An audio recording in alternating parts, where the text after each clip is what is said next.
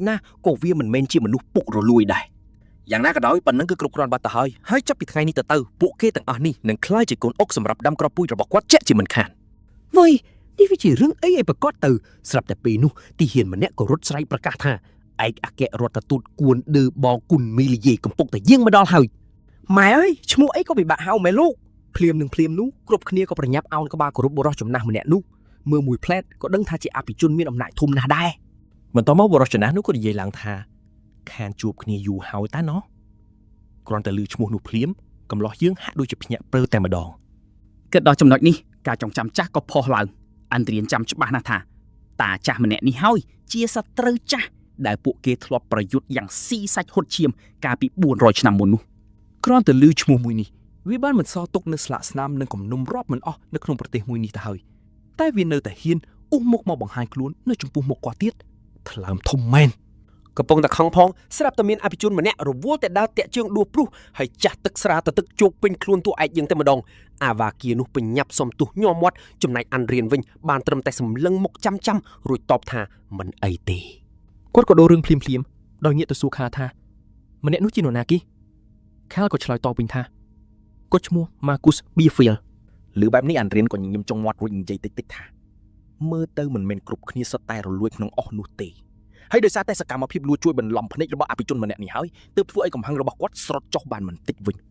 ពេលតែ3នាទីក្រោយមកទូឯងយើងកំពុងលុបមុខបំបត្តិ stress ស្រាប់តែលពូរបស់គាត់លេចមុខមកអង្គុយសន្លឹងមើលមុខគាត់ម៉កហើយក៏និយាយថា Mary Buffett ទើបតែខ្សឹបប្រាប់គាត់ថារូបរាងទូឯងពេលនេះគឺត្រៀមខ្លួនទៅរករឿងគេច្បាស់តែម្ដងមើលទៅគាត់និយាយត្រូវមែនបងប្អូនហើយទូឯងយើងពេលនេះគឺខឹងឡើងចង់ផ្ទុះទៅហើយលោកពូក៏សួរត្រង់ថាឯងចង់ធ្វើស្អីឲ្យប្រកបគាត់ក៏តបវិញថាគាត់មិនមានលងងដល់ថ្នាក់ទៅវាយគេផ្ដេសផ្ដាស់ទេតែមានរឿងមួយដែលគាត់នៅតែគិតមិនយល់សោះត្រកូលរបស់កូន12ស្ពូលនោះហ៊ានបញ្ចេញអំណាចកណ្ដាលរាជធានីយ៉ាងក្រក់ឲ្យក្រទមហើយពួកអភិជនបាយជាគោរពពួកវាខ្លាំងជាងខ្សែរាជវង្សទៅទៀតស្ថានភាពនេះវាអាប់អួរពេកមិនអាចហៅថាសន្តិភាពបានទេហើយតំណែងតំណងក៏លំអៀងពេកមិនអាចហៅថាសម្ព័ន្ធមិត្តបានដូចគ្នាតើប្រទេសមួយនេះវាធ្លាក់ដុនដាបដល់ថ្នាក់នេះដល់របៀបណាទៅលោកពូក៏ប្រាប់ថាវាមិនមានរឿងអីអាកំបាំងនោះទេកាលពីមុនពេលចក្រភពលើកតបមកវាយលុកពួកអាសវិនតែងតែក្រោកឈររួបរวมគ្នាវាយបកវិញជានិច្ចប៉ុន្តែយូរទៅចក្រភពកាន់តែរីកធំឡើងគម្លាតអំណាចរវាងប្រទេសទាំងពីរក៏កាន់តែឆ្ងាយពេលទៅប្រជុំមុខជាមួយមហាអំណាចដ៏គួរឲ្យខ្លាចមួយនេះនគរយើងគ្មានជំរឿអ្វីក្រៅពីលុតជង្គង់ចោះចាញ់នោះទេគ្រាន់តែលឺបែបនេះអាចរៀនយល់ភ្លាមដើមចំគឺមកពីរឿងនេះសោះទោះបីជាប្រទេសតូចមួយនៅជុំទ្វីបក៏ពិតមែនតែនគរនេះធ្លាប់មានរបស់មួយយ៉ាងដែលអាចធ្វើឲ្យពួកគេហ៊ានប្រជុំមុខជាមួយចក្រភពដ៏ខ្លាំងក្លានោះបានតាំងពីពេលបង្កើតនគរមកស្នាដៃជាច្រើនត្រូវបានកសាងឡើងសូម្បីតែរឿងព្រេងនិទានក៏មានហើយអ្វីដែលសំខាន់បំផុតគឺកំណាព្យរបស់ពួកអាសវិនតែគួរឲ្យស្ដាយអ្វីគ្រប់យ៉ាងត្រូវបានរលីបាត់អស់ទៅហើយពេលនោះឯងតួឯកយើងក៏បដូរចិត្តភ្លាមគាត់ប្រកាសក្តែងថាឥឡូវនេះក៏ចង់ខ្លាចជាស្ដេចវ៉ាឡាហាត់ភាំងស្លៀកខ្យល់អាត្រៀនដឹងខ្លួនឯងថាគាត់អាចនឹងស្ដាយក្រោយតែនេះជារឿងដែលគាត់ដាច់ខាតត្រូវតែធ្វើនិយាយមែនទៅកន្លះប្រទេសនេះគឺគាត់ជាអ្នកសាងសង់វាឡើងមកដោយផ្ទាល់ដៃនឹងឯងប្រទេសក្រោយមកវាបរោះយើងក៏ត្រឡប់មកកម្មវិធីជប់លៀងវិញក៏លែកមើលជុំវិញពួកអភិជនហាក់ដូចជាកំពុងព្រួយបារម្ភពីរឿងអីមួយអាត្រៀនក៏ក្នុងចិត្តថាមីយាទពួកនេះពិតជាថោកទាបមែនសូម្បីតែការទទួលភ្ញៀវអភិជនបរទេសក៏មានរបៀបរៀបរយជានេះដែរគាត់នឹកដល់រឿងអតីតកាលពេលដែលគាត់ឈរនៅមុខប្រជាជនគ្មាននរណាម្នាក់គិតថាគាត់អាចក្លាយជាស្ដេចឡើយព្រោះកាលនោះគាត់គ្រាន់តែជាក្មេងប្រុសស្រុកស្រែមកពីភូមិដៃស្រយាលមួយប៉ុណ្ណោះតែទោះជាយ៉ាងណាក្មេងម្នាក់នោះបានបោះជំហានទៅមុខឈរនៅចំពោះមុខមនុស្សគ្រប់គ្នាដោយបេះបិទទៅនឹងអ្វីដែលគាត់កំពុងធ្វើនៅពេលនេះអញ្ចឹងបន្ទាប់មកគាត់ក៏ចាប់ផ្ដើមសូត្រកំណាព្យអាសវិនឲ្យអ្នកគ្រប់គ្នាស្ដាប់គាត់លួចគិតថាបើធៀបជាមួយកំណាព្យអ្នកសម្លាប់នេះអាមួយនេះស្ដាប់ទៅរៀងគ្រាន់ជាងបន្តិច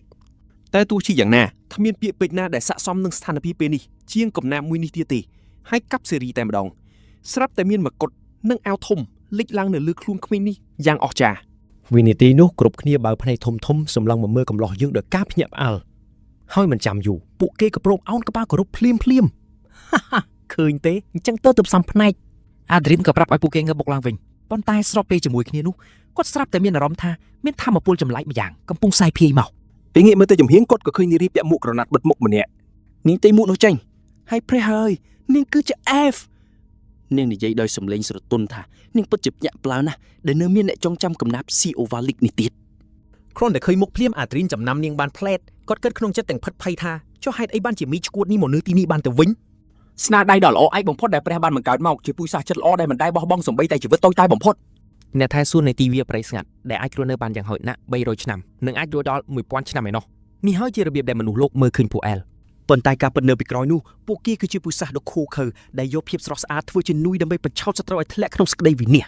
ពួក IL ដែលកើតមកមានកម្រិតធម្មពលស្មើវិរបស់រស់ទៅហើយនោះគឺរត់តែគ្រោះថ្នាក់ខ្លាំងជាងនេះទៅទៀតហើយអ្នកដែលកំពុងឈរនៅចំពោះមុខនេះមិនមែនគ្រាន់តែជា IL ធម្មតាទេតែជានារីដែលបានរស់នៅជិត 1000 ឆ្នាំទៅហើយជា IL បុរាណតែម្ដងនាងមានឈ្មោះថា Sigun ហើយនាងក៏ជាសមាជិកនៃក្រុមបេសកកម្មដែលបានសម្លាប់នាយដកាសាហាវកាលពី400ឆ្នាំមុនផងដែរកាលពីអតីតកាលនារីម្នាក់នេះគឺឈ្គួតវង្វេងចង់បានដែលតួឯងយើងធ្វើជាកម្មសិទ្ធិបន្ទាប់ពីគ្រូរបស់នាងត្រូវបានគេសម្លាប់តួឯងយើងកំពុងតែបារម្ភថាតើនាងអាចចំណាំគាត់បានឬក៏អត់ធៀមភៀមនោះនាងក៏សួរចំថាតើពួកយើងធ្លាប់ជួបគ្នាពីមុនមកឬអត់ព្រោះមើលទៅមុខគាត់ហាក់ដូចជាធ្លាប់ស្គាល់គ្នាអញ្ចឹងAdrian មិនទុកយូរទេក្រវីក្បាលបដិសេធយុគតែរួចខ្លួនភ្លាមគាត់ប្រាប់ថានេះគឺជាលើកទី1ហើយដែលគាត់បានឃើញ F នាងនៅតែសម្លឹងមើលវីដេអូរបស់យើងមិនដាក់ភ្នែកគាត់លួចញើសត្រជាក់គិតថា Sigrin គឺជាសត្វមានជីវិតដ៏មានឥទ្ធិពលបំផុតតាំងពី400ឆ្នាំមុនក្នុងយុគសម័យដាវទៅហើយគាត់មិនហ៊ានសូម្បីតែសម័យថាពេលនេះនាងបានក្លាយជាបិសាចកម្រិតណាទៅហើយនោះទេបន្ទាប់មកនាងក៏និយាយថាគេតែងតែនិយាយថាមនុស្សមានប្រតិកម្មពីរប្រភេទនៅពេលជួប Elf ពេលឃើញជាលើកដំបូងមនុស្សភាគច្រើនគឺច្បាស់ជាលងស្នេហ៍បាត់បង់ស្មារតីប៉ុន្តែមានអ្នកខ្លះដែលមានធម៌ពលកម្រិតកំពូលពួកគេនឹងប្រុងប្រយ័ត្នការពារខ្លួនជានិច្ចប៉ុន្តែតាមអ្វីដែលនាងមើលឃើញព្រះអង្គហាក់ដូចជានៅមិនទាន់ឈានដល់កម្រិតកំពូលនោះនៅឡើយទេអាត្រៀនក៏តបផាំងទៅវិញថាគាត់គ្រាន់តែមានចំណងចំណូលចិត្តផ្នែកសម្រស់ខុសពីគេប៉ុណ្ណោះហាគ្រាន់តែលឺបែបនេះស្រីស្អាតយើងច្បាស់ជាខេងឆេវហើយមែនអត់នាងក៏ទីងមកពាក់បិទមុខវិញយ៉ាងលឿនហើយនិយាយទាំងក្តៅក្រហាយថារីករាយដែលបានជួបទោះបីត្រឹមតែរយៈពេលខ្លីក៏ដោយទីបំផុតនាងក៏ដើរចេញទៅឯអាត្រៀនវិញដកដង្ហើមធូរទ្រូងគិតថាគាត់រួចជីវិតហើយយ៉ាងហោចណាស់ក៏សម្រាប់ពេលនេះដែរមួយសន្ទុះក្រោយមកស្រាប់តែមាននារីក្មេងៗមួយហ្វូងធំមកឈរត្រៀបត្រាឲ្យតួឯកយើងរើសធ្វើជាគូសក្រហើយព្រះហើយសំបីតកូនក្មេងក៏មាននៅទីនោះដែរគ្មាននរណាម្នាក់អាចទ្រាំនឹងភាពវឹកវរនេះបានទេចំណែកឯម្ដាយរបស់គាត់វិញក៏និយាយដដែលថាព្រះនាងនាពេលអនាគតត្រូវតែជាមនុស្សមានប្រាជ្ញាឆ្លៀសវៃគុណធម៌ខ្ពស់ក៏ពពកនិយាយលេងទេតាមត្រង់ទៅខ្ញុំពិតជាទ្រាំស្ដាប់យាយចាស់នោះរអ៊ូបន្តទៀតលេងបានហើ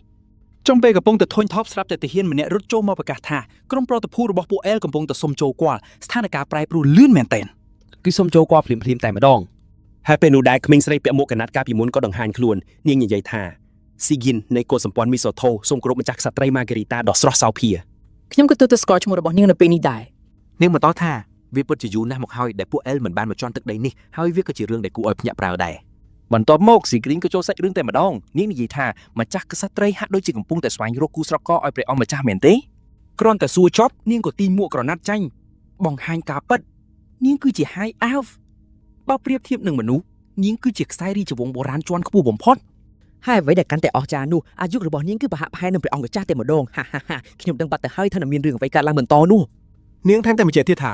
L ដែលរក្សាសម្ផស្សបានយូរអង្វែងគឺជាគូស្នេហ៍ដ៏ល្អអត់ចោះសម្រាប់មនុស្សឃើញនេះខ្ញុំទាយខុសឯណាហើយកាន់តែព្រឹសសម្បល់នោះនាងប្រាប់ថាតាំងពីបានឃើញព្រះអង្គម្ចាស់ភ្លាមនាងដឹងច្បាស់ថាវាសនារបស់ពួកគេទាំងពីរត្រូវបានចាស់មកជាមួយគ្នា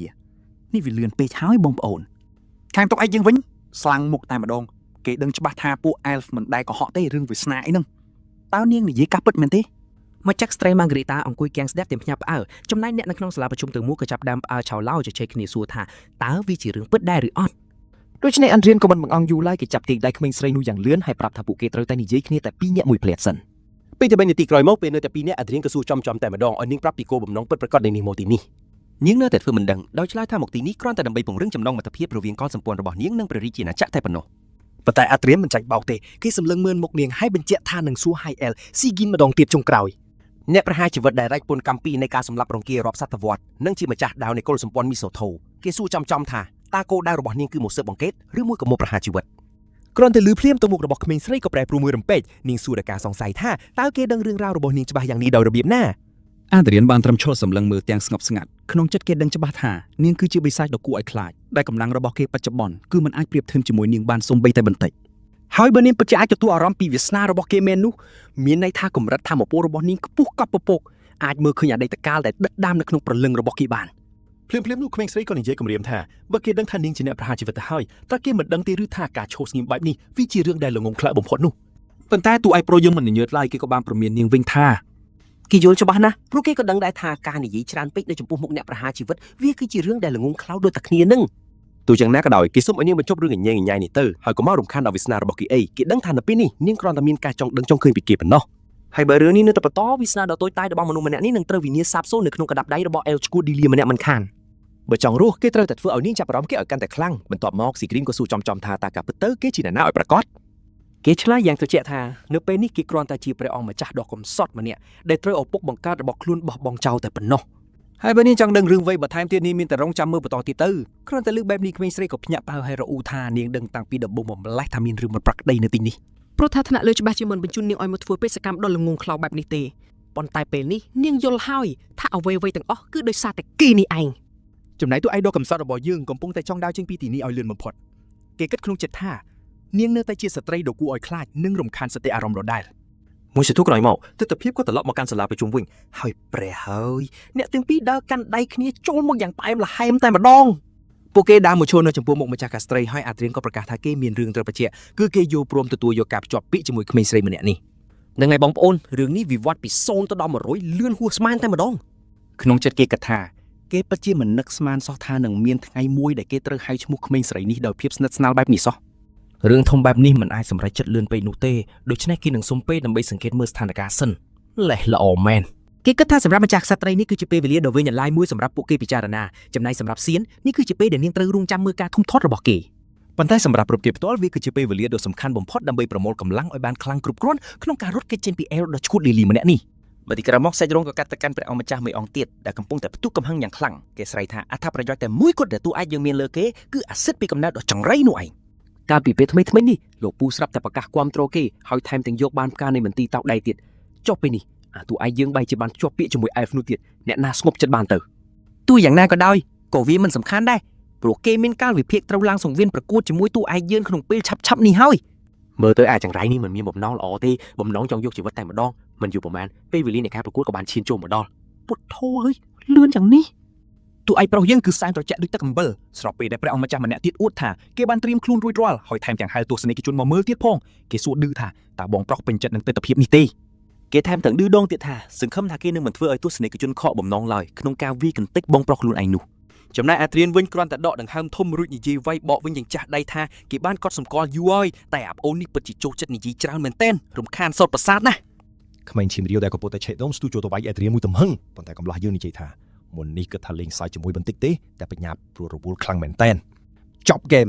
ត្រឹមតែប៉ុន្មានវិនាទីប៉ុណ្ណោះអាល្អិតនោះក៏ដួលក្រាំងទៅលើដីសន្លប់ឈឹងអ្នកគ្រប់គ្នាគឺឈូមើលឡើងភាំងហាមាត់ធ្លាក់ចង្ក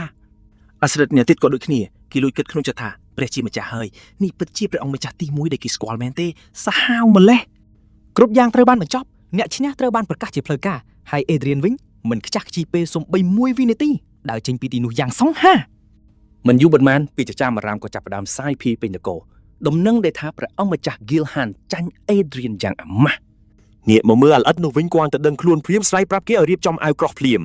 គេចង់ទៅប្រកួតម្ដងទៀតដើម្បីយកឈ្នះវ៉ាវកន្លោះនេះរឹងក្បាលមិនធម្មតាទេ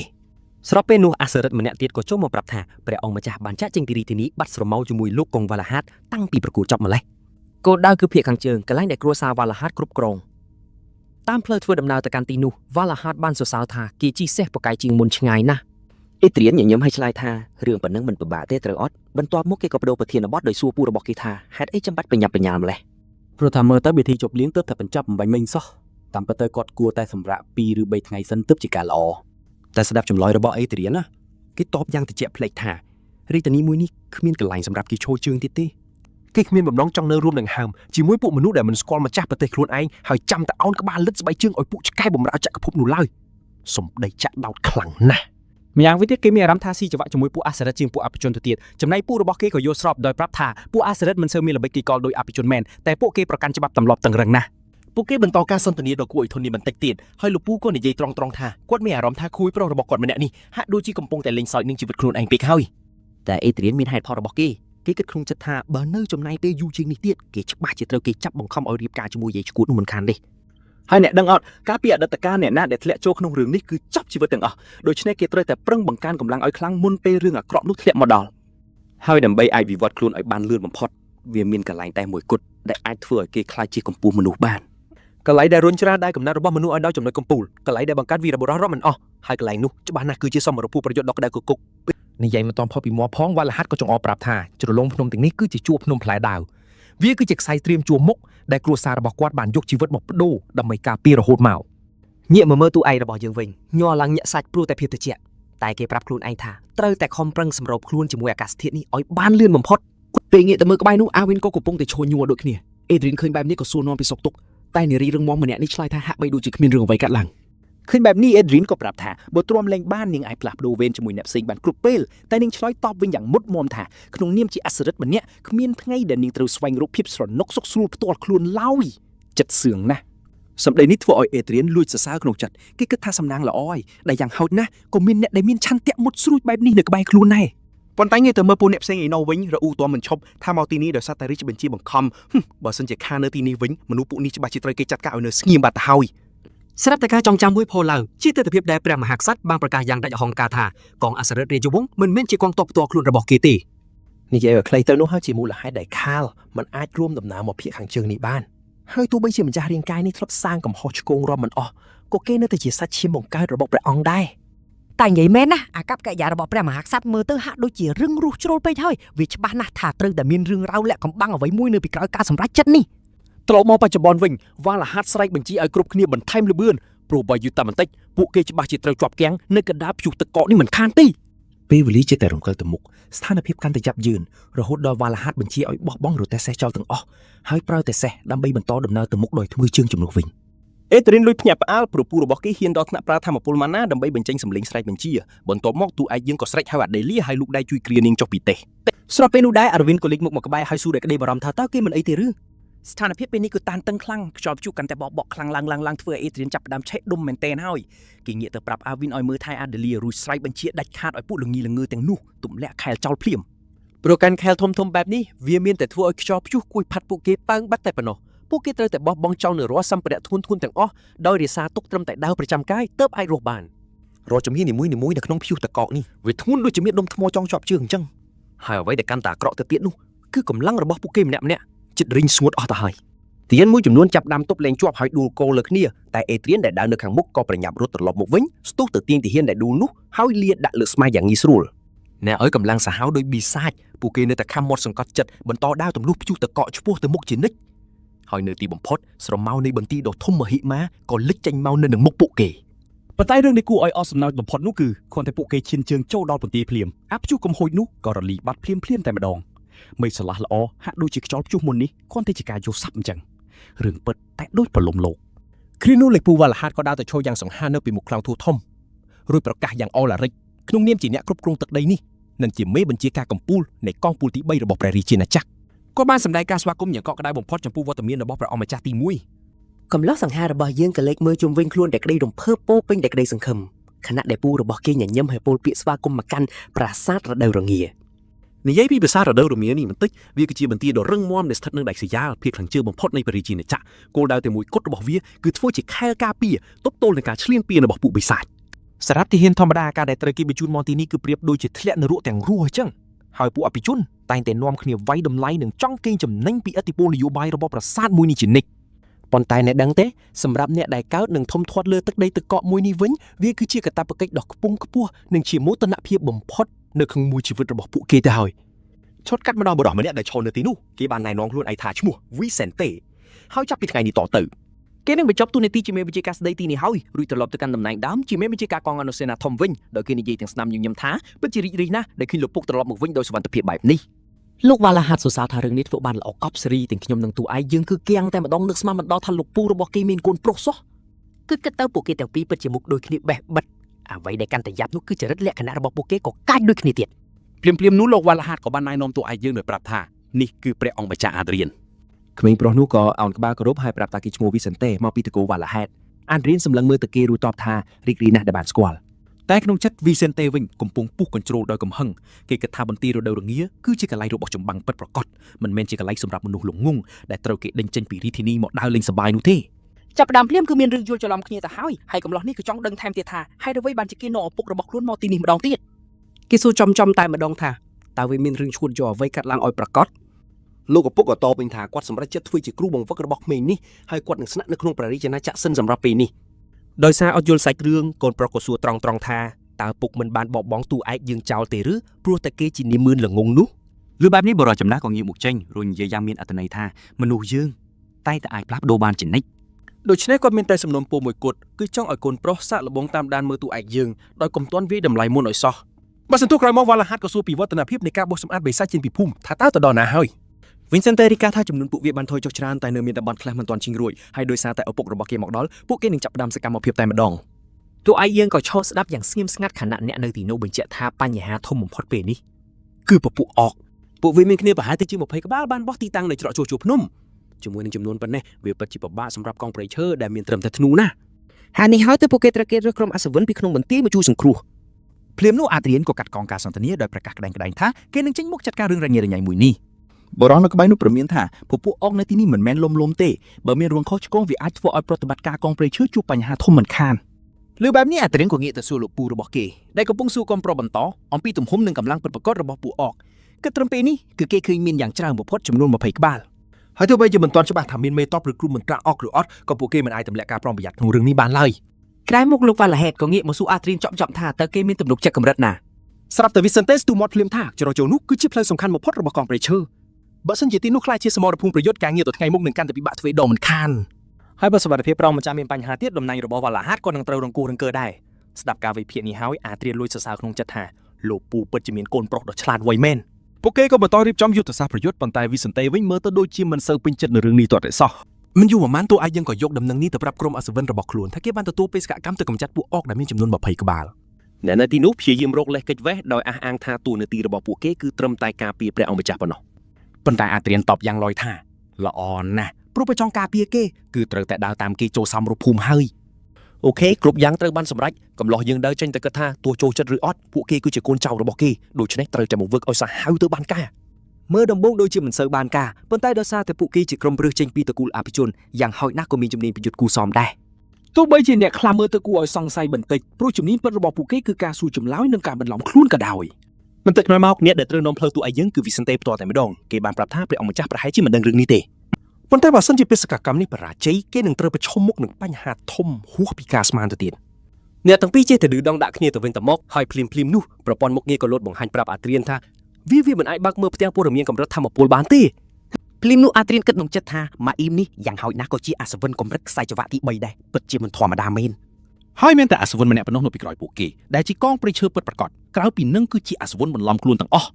ពួកគេប្រហែលជាមានបំណងចាត់ការរឿងនេះដោយខ្លួនឯងពេលមានអាសន្នតែតួឯងយើងធ្វើជាមិនដឹងមិនឮព្រោះពួកនោះឯណាស្គាល់ពីសមត្ថភាពពិតរបស់គេ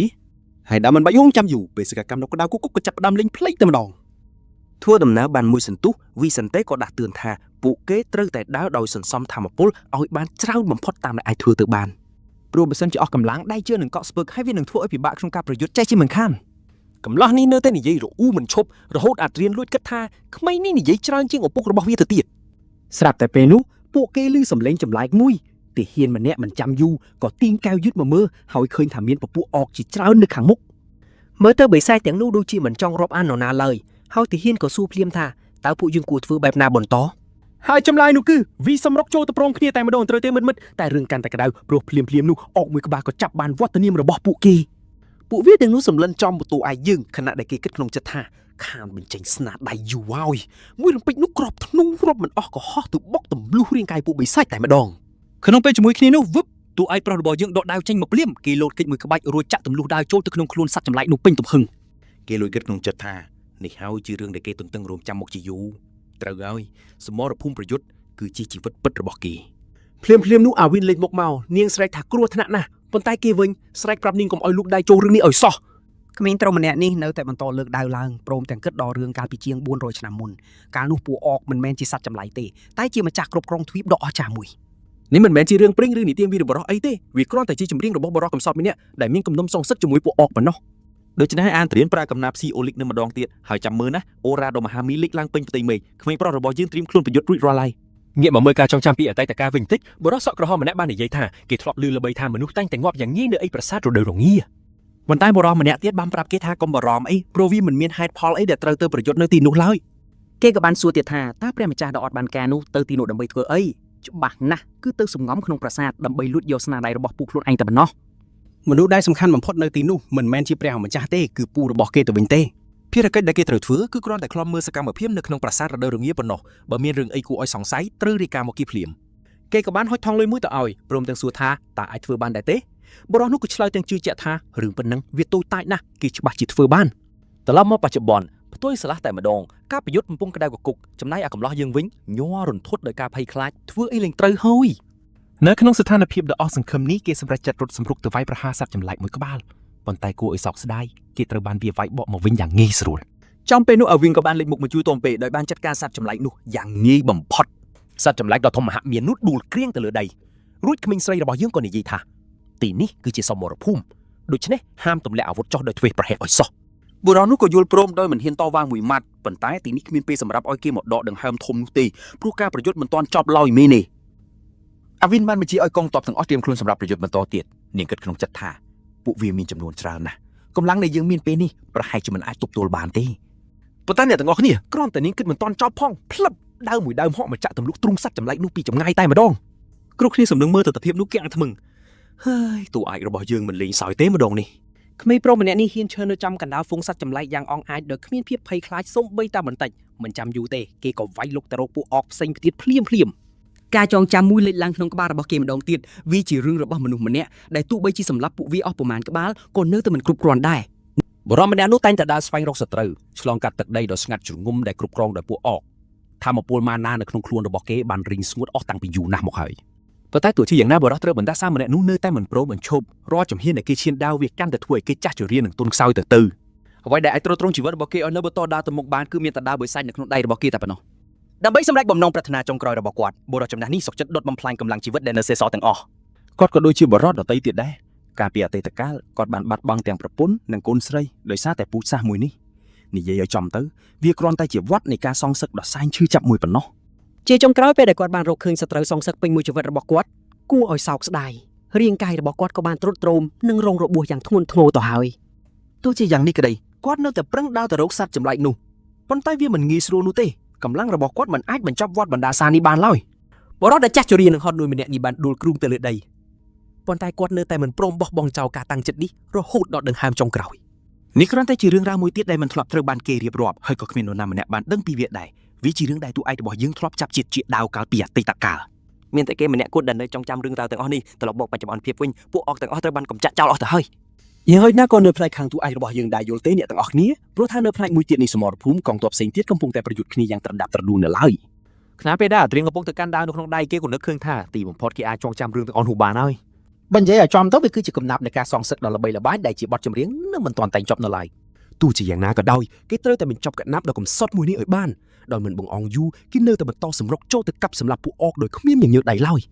តួឯកយើងផ្ដោតអារម្មណ៍ទាំងស្រុងនៅការប្រយុទ្ធពេលនោះប្រព័ន្ធក៏លោតសារថាឃ្លាថ្មីមួយត្រូវបានបញ្ចូលទៅក្នុងកណ្ណាប់សងសឹកនេះហើយ គេក៏ចាប់ផ្ដើមសុកកំណាប់នោះបដាព្រមទាំងប្រកាសប្រាប់សត្វចម្លែកទាំងនោះថាការដែលគេមកឈរនៅទីនេះគឺដើម្បីជាការគោរពវិញ្ញាណក្ខន្ធដ៏បរិសុទ្ធចំណាស់ម្នាក់នោះប្រព័ន្ធបញ្ជាក់ថាកំណាប់សងសឹកបានក្លាយជាកំណាប់រំដោះវិញ្ញាណទៅហើយងាកមើលទៅខាងវិញការប្រយុទ្ធទីបំផុតបានចប់សពគ្រប់រំពេចនោះ Vincent ក៏បានបំបាក់ទង់ជ័យរបស់សត្រូវរួចស្រែកប្រកាសថាពួកអកត្រូវបានកំចាត់អស់គ្មានសល់ជ័យជំនះនេះគឺជារបស់ពួកយើងហើយ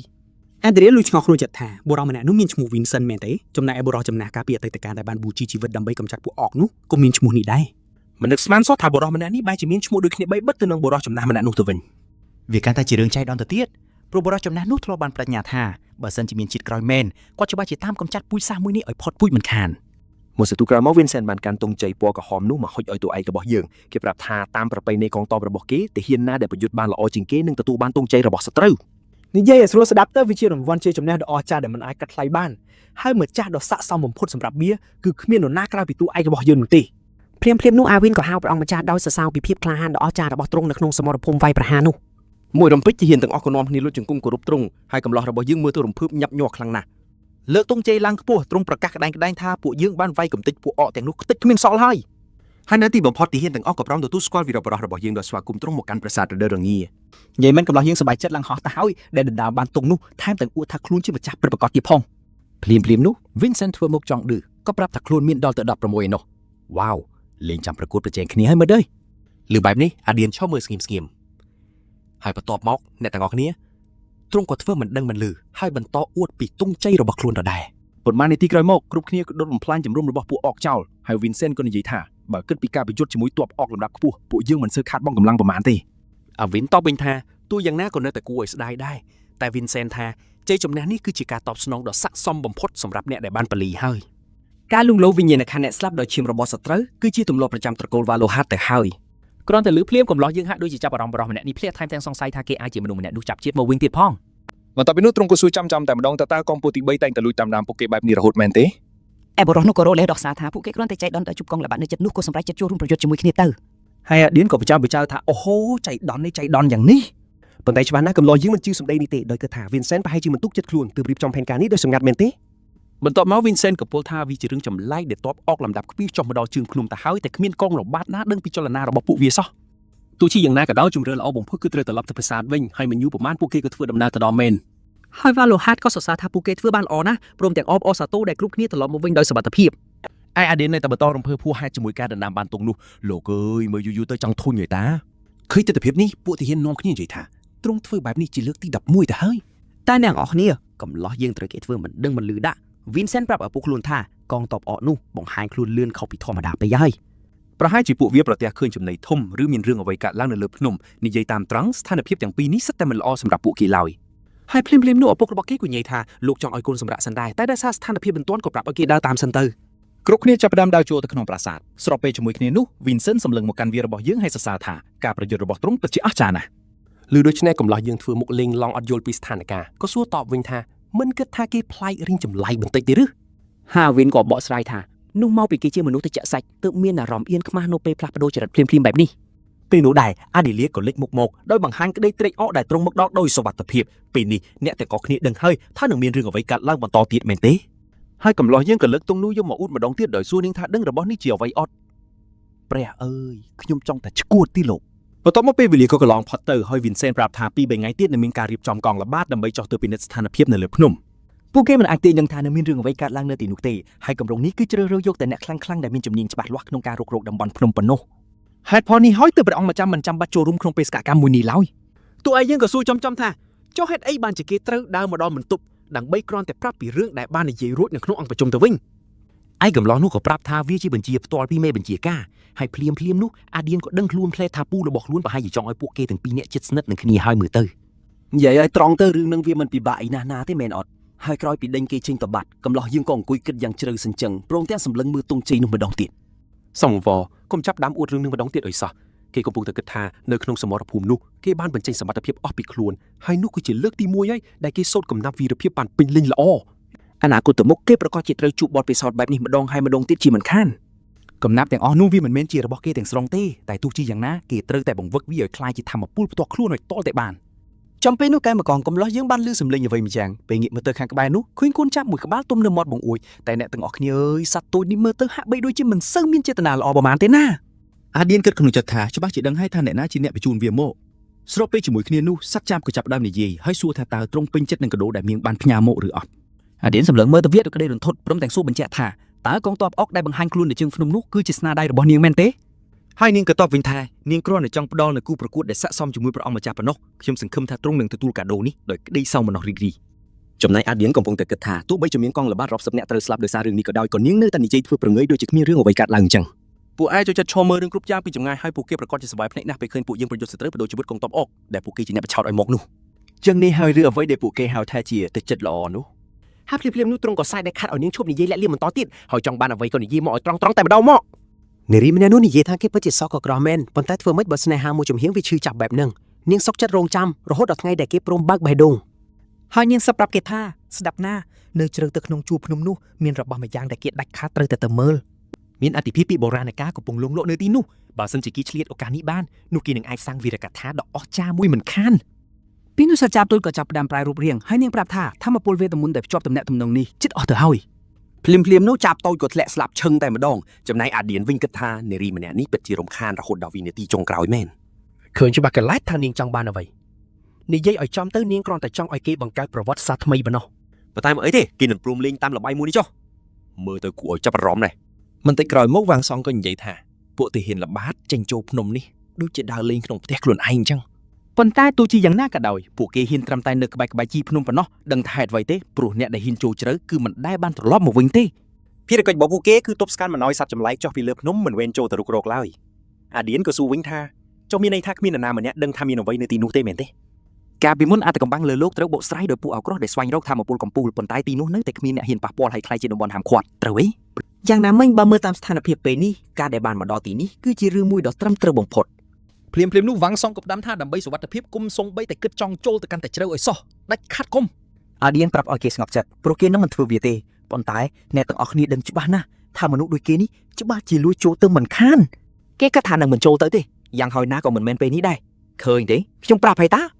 មួយសន្ទុះក្រោយមកពេលកំពុងជូតដាល់អាឌៀននៅតែងឿងឆ្ងល់ថាមានអ្វីនៅទីនោះអារម្មណ៍នេះគឺចង់តែស្ទុះទៅរុករត់ភ្លាមៗតែម្ដង ប៉ុន្តែគេនៅត្រូវការការប្រយុទ្ធនឹងជីជំនះបន្ថែមទៀតស្រាប់តែពេលនោះវ៉ាឡាហាត់ផ្លុំស្នេហ៍សញ្ញាគ្រប់គ្នាដឹងភ្លាមថាការវាយប្រហារបានចាប់ផ្ដើមហើយ ពួកអ្នកចម្បាំងទាំងអស់បញ្ញាប់ចូលទីតាំងរៀងខ្លួនរួចតួឯងយើងក៏ចេញមុខមកពេលនោះលោកពូរបស់គេក៏ច្អល់បង្ហាញគោលដៅ នៅឯនេះជួបភ្នំមានទាហានមួយក្រុមចុះមកយ៉ាងតក់ក្រហល់អាឌៀនឆ្ងល់ណាស់ហេតុអីបានជាពួកអ្នកស៊ើបការរត់បាត់ជើងសព្រីតបែបនេះ ហើយពេលនោះហើយព្រះអើយកងទ័ពអកបាហ្វូងធំជិះលើជចកកំណាចលេចមុខមកពេញតួតែម្ដង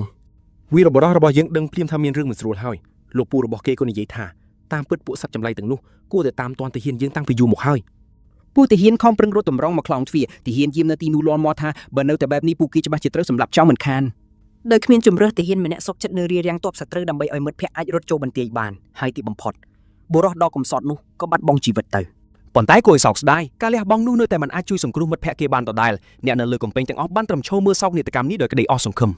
ពេលនោះវ៉ាឡាហាតក៏បញ្ជាឲ្យទាហានទាំងអស់លើកលែងតែឆ្មាំព្រំដែនចុះពីលើកំពែងទាំងអស់ អ្នកចម្បាំងគ្រប់រូបចូលមើលតែក្តីវិនាសញាប់ញ័រក្នុងចិត្តអាឌៀនក៏សួរប្រចាំងថាតើលោកពូនាំគេមកទីនេះគ្រាន់តែដើម្បីឲ្យមើលទស្សនភាពនេះទេឬ លោកពូក៏ឆ្លើយថាមែនហើយព្រោះនេះជាអន្ទាក់បើសិនជាបញ្ជូនតបជំនួយទៅពួកគេក៏ត្រូវពួកវាស៊ីសាច់ហើយស្បាច់ដូចគ្នាការពិតគឺវាខុសខើបែបនេះឯង ស្រាប់តែវ៉ាងសងចេញមុខមកប្រាប់ថាយើងមិនអាចយកហេតុផលមនុស្សទៅប្រើជាមួយពួកសត្វចម្លែកបានទេ ពួកវាមិនខ្វល់ពីជីវិតខ្លួនឯងឡើយហើយសង្គ្រាមបង្ហូរឈាមនេះគឺជារឿងដែលពួកវាចង់បានបំផុតរដូវរងាទើបតែចាប់ផ្ដើមទេដូច្នេះយើងមិនអាចធ្វើសកម្មភាពតាមតែអារម្មណ៍បានឡើយ ភ្លាមនោះពួកសត្វចម្លែកក៏ចាប់ផ្ដើមសម្រុកមកកាន់ខ្លោងទ្វារទាហានម្នាក់កាន់តែលេតួឆ្លងមើលហើយភ្ញាក់ព្រឺតពេលឃើញទាហានយើងម្នាក់នៅមានដង្ហើម ប៉ុន្តែទោះជាយ៉ាងណាវាលុបចោលការពិតមិនបាននេះថាតបសត្វចម្លែកនៅតែមានរាប់ពាន់ក្បាលពេញទីធ្លា